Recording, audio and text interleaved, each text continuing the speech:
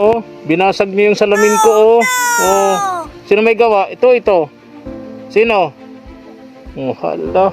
Susumbong ko kayo kay lola ninyo. Ang allowance niyo araw-araw, magkano nga, Neng?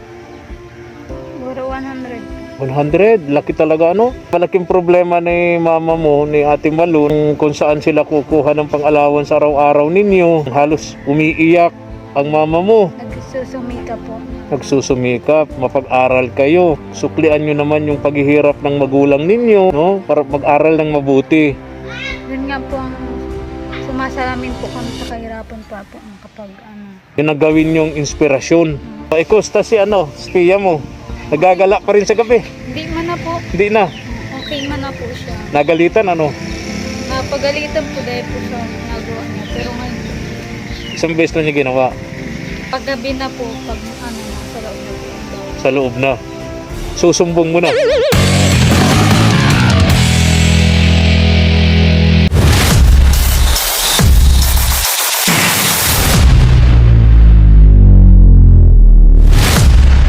Oh, binasag niyo yung salamin ko, oh. Oh. Sino may gawa? Ito. Sino? Oh, hala. Susumbong ko kayo kay lola ninyo. Nung isang araw po galing ako rito, wala akong maibigay na barya, humingi sila sa akin. Pagtalikod ko pala, pinalo yung aking side mirror, ayun, basag. Grabe talaga tong kambal na to, mga katuwang. Nung nangyari sa akin to, nakatalikod ako, mabuti naka-helmet ako, binato ako, lumagatak yung likod ko, mabuti naka-helmet ako, mga katuwang. Hello, Mariel. Nagaano ka? Tapos lang po maglaba. Tapos mo lang maglaba? Opo. Dito tayo, Ning, mainit yan. Dito sa may puno. Wait lang. Tayo sa may puno. At mainit.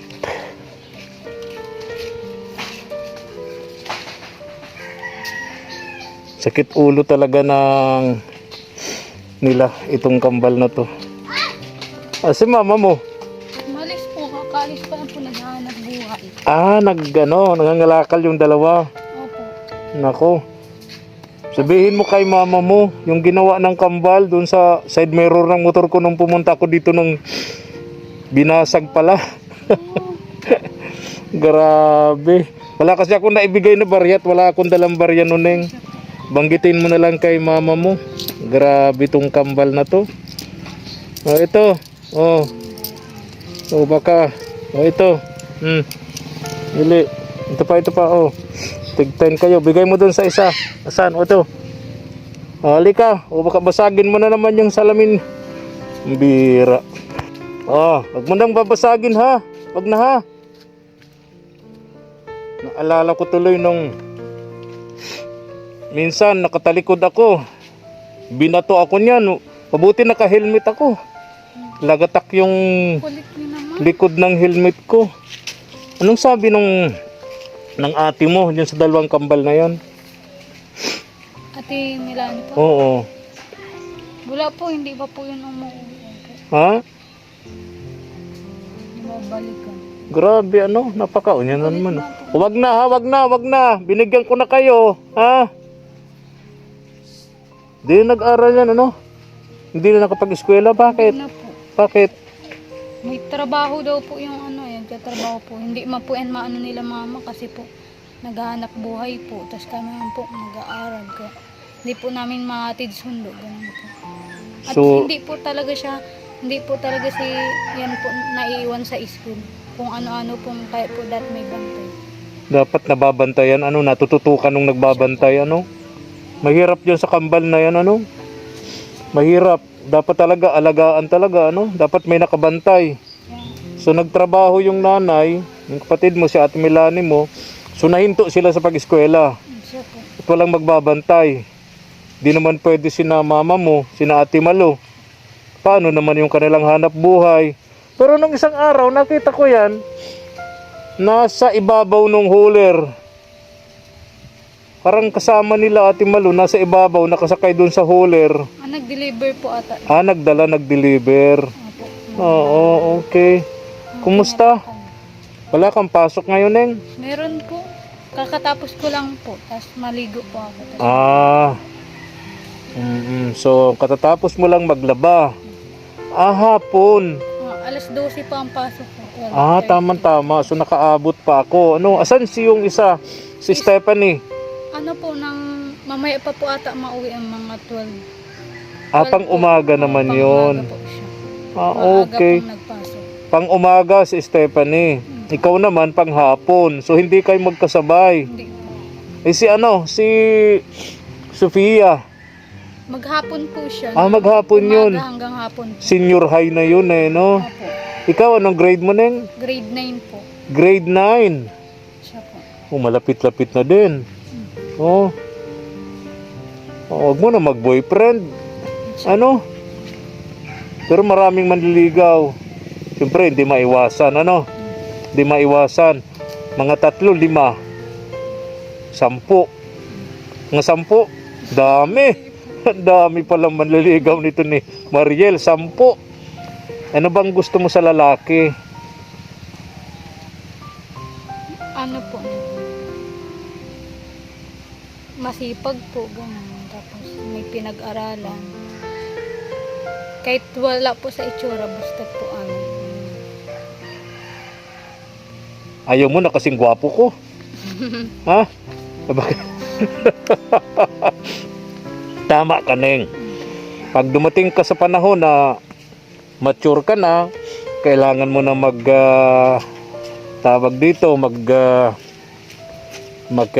siyempre lahat naman, babae, lalaki, dumarating sa panahon na kailangan, siyempre may karelasyon, para siyempre magpamilya. Siyempre, tama yung hinahanap mo sa lalaki. Hindi baling gwapo, basta mayaman. Tama yun. Tama yung sabi mo na hindi hitsura ang basihan, no? Dapat yung may diskarte. Tulad ng tatay mo, di ba, ni Kuya Ramil, madiskarte. Kahit may sakit, kahit stroke. Sino mama, papa? Naghahanap buhay, no, di ba? Katuwang ng mama mo sa paghahanap buhay, yung tatay mo. Yun ang dapat, yung mga ganon. Madiskarte. Diskarte. Madiskarte. Tama yun, Yun. Pero ngayon, syempre, wag muna. Bata ka pa, no? Bata ka pa, pag-aaral muna, Neng. Ano bang pangarap mo? Dati pa rin? Di ba? Stewardess ba yun? Ano ba yun? Mag-ano po sana ako, Flight. Flight attendant. Kasi pag stewardess, may height yun. Di ba? May height requirements yun. Sa itsura, medyo okay. No? Pagdating sa height Pagdating sa height requirements, may konting problema tayo doon. So flight attendants ang gusto mo. Kasi ito yung mga nilabhan mo. Tapos maliligo ka na, prepare na punta sa school. Ayun. Nung pumunta ako rito, nagbigay ako ng allowance kay Ate Sofia mo. Wala kayong dalawa ni Stephanie. Meron po kasi sa school pong event. May daw yun? Yung mga sport po. Ayan, Pag sumali ka po, may dagdag points. Pogi points. Ay, wow. So may school activities. Si ate mo hindi sumali. Kayong dalawa lang ni Stephanie, no? Kaya sabi ko na lang, babalikan na lang kita rito. So ngayon nga, bumalik ako, wala naman si Stephanie. Sure. May pa pang uwi na. Mamaya pa. Bahala ka na doon, Bibigay ko sa iyo yung pang-allowance ninyo. Baunin nyo. Si Stephanie kasi at ikaw ang nakuha nyo yung allowance baon. Hindi katulad ni Ate Sophia mo, scholar talaga siya, di ba? So yung 1.5 para sa kanya solo lang niya 'yon. Solo lang niya 'yon. Itong 1.5 na ibibigay ko, hati kayo dito ni Stephanie. Tig 750. Ayan. Bahala ka na dito, ha. Bigyan mo na lang si Stephanie. Okay. Ang allowance nyo araw-araw magkano nga, Neng? 100 po. 100? Laki talaga, Kaya malaking problema ni mama mo, ni Ate Malu, nung yung kung saan sila kukuha ng pang-alawan sa araw-araw ninyo, no? Talagang halos umiiyak ang mama mo. Sumisik, Ha? bubula po ako. Ano? Nagsusumika po. Nagsusumikap, mapag-aral kayo, igapang kayo, no? Kahit sobrang hirap. Kaya suklian nyo naman ang pagsusumikap, suklian nyo naman yung paghihirap ng magulang ninyo, no? Para mag-aral ng mabuti. Yun nga po ang sumasalamin po kami sa kahirapan pa po kapag ano. Tama yun. Yun ang gawin yung inspirasyon, yung kahirapan. O, di ba? Wag nyo nang gayahin yung ibang estudyante na makikita ko nagbubulakbol, barkada, gastos dito, gastos doon, nagsisigarilyo. Naglalakad, may bit-bit ng sigarilyo. Tapos hihingi ng alawan sa magulang. Di ba? Huwag ka makipagkaibigan sa mga ganon. Siya po. Piliin mo yung barkada sa school ning, no? Opo. Baka makita kita dyan, kasama mo mga naninigarilyo, Hindi po ako mahilig magsama. nag-iinom. Di ba? Yung may mga crush, di yan maiwasan. Siyempre, tulad mo. Siyempre maraming nagkaka-crush dyan. Di ba? Hindi naman apektado ang pag-aaral mo. Siya po. Di ka naman napupuyat sa pag-iisip sa kanila. Ha? Kasi pag napupuyat ka na sa pag-iisip sa kanila, di apektado na yung pag-aaral mo niyan. Di naman. Ha? Di na. Wala man po akong ganun. Wala ka naman boyfriend. Siyempre, yung mga crush, di maiwasan yun. Ano? So, ito Ning ha. Diyan mo to. Bigay sa atin yan ni Ma'am Nino. Sino nagbigay? Lola Jet tapos Lolo Hermes. Ayun. Salamat po dito. Mag-asawa. Oo. 1,500. Oo. Hati kayo dyan ni Opo. Stephanie. Ayan Ning ha. So sabi ni Lola Jet, pag-aral kayong mabuti at ayaw niyang mabalitaan na nababarkada kayo doon sa mga masasamang impluwensyang barkada, yung nabanggit ko kanina, nagbibisyo, nagsisigarilyo, nag-iinom, etc. Kaya nga po may kasabihan po pag nakaano ka po maling desisyon, tuloy-tuloy na po yan. Pag sumama ka sa maling barkada, yung mga influence na magaganon ka din po kayo. Na ano po kami sa mga hindi po ganun. Iniiwasan mo na. Desisyon lang po para po makapagtapos. Tapos may magandang kinabukasan. Ayun, tama yun. Dapat lahat ng estudyante ganoon. Kasi nga, pahalagahan ninyo yung sakripisyo ng magulang. Lalo ngayon, may tumutulong sa inyo si Lola Jet, Lolo Hermes of USA. Nakakahiya naman, ano? Nakakahiya naman, di ba? Oo, kusta si Ate Sophia mo. Nagagala pa rin sa gabi. Hindi man na po. Hindi na. Okay man na po siya. Nagalitan, ano? Napagalitan po dahil po sa ginagawa niya. Pero ngayon, Isang beses lang niya ginawa. Isang beses lang.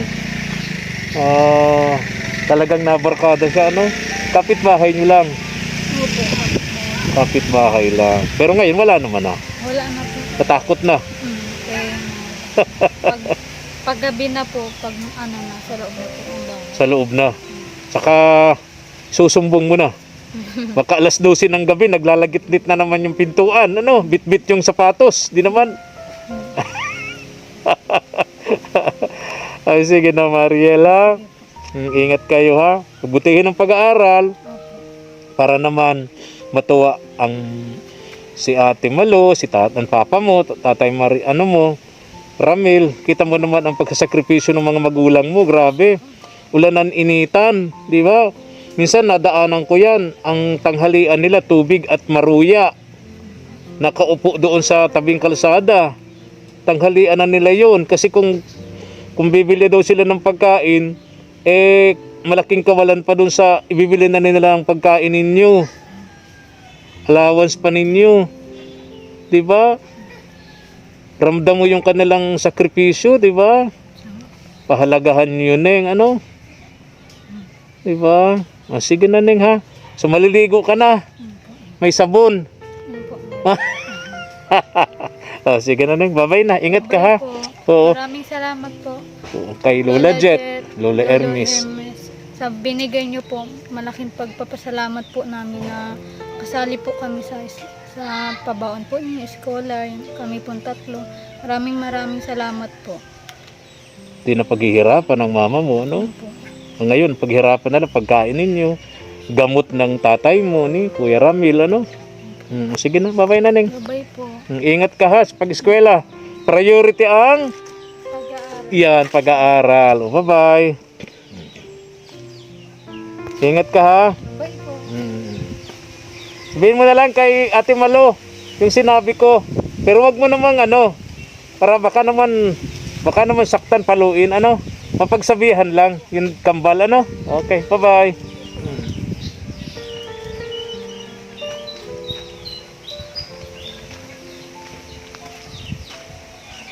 Oh, wag nyo nang to ha, wag nyo nang sirain ha, hindi na ha. Oo. Oh, bye-bye na, bye-bye. Kawawa naman po itong magkapatid mga katuwang. Ngayon, ang binasag, ang bihira. Tara po. Tara na po mga katuwang. Subscribe naman po ng ating munting channel kay SPTV Katuwang sa Paglingap at paklik po ng notification bell para lagi po tayong updated sa aming upload. Salamat po, God bless. Thank you, bye. Thank you for watching.